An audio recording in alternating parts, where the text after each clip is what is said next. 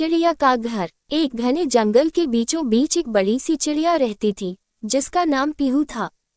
पीहू का घर एक विशाल पेड़ पर था, जिसके चारों ओर हरी भरी टहनियां फैली हुई थीं। उसके पास अपनी एक छोटी सी दुनिया थी, उसकी घोंसला, उसके अंडे और उसके जंगल के दोस्त। हर सुबह सूरज की किरणें जंगल के पेड़ों के बीच से झांकती, तो पीहू अपने घोंसले से निकलकर आकाश में उड़ जाती। वह जंगल के आसपास के इलाकों में जाकर दाना चुगती और फिर वापस अपने घोंसले में आ जाती। उसका जीवन सुखमय और शांतिपूर्ण था। लेकिन एक दिन अचानक जंगल में एक बड़ी आंधी आ गई। हवा इतनी तेज थी कि पेड़ पौधे झुकने लगे और आसपास का सारा माहौल बदल गया। पीहू अपने घोंसले में बैठी आंधी का सामना कर रही थी, उसके अंडे उसके पास सुरक्षित थे। लेकिन वह चिंतित थी कि कहीं घोंसला टूट न जाए। आंधी शांत होते ही पीहू ने राहत की सांस ली।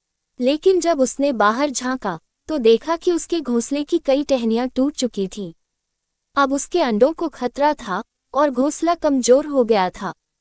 पीहू ने सोचा, अगर मैं यहाँ और रुकी तो मेरे अंडे सुरक्षित नहीं रहेंगे। मुझे कुछ और करना होगा।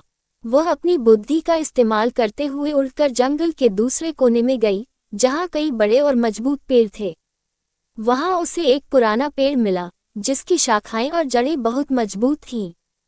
उसने तुरंत फैसला किया कि यहीं पर वह अपना नया घर बनाएगी। पीहू ने एक एक करके नए घर के लिए तिनके इकट्ठे करने शुरू किए। वह सुबह सुबह उठकर नए तिनके लाती और उन्हें ध्यान से जोड़ती। दिन रात की मेहनत के बाद उसने एक मजबूत और सुरक्षित घोंसला बना लिया। अब उसके अंडे भी सुरक्षित थे और वह खुद भी संतुष्ट महसूस कर रही थी।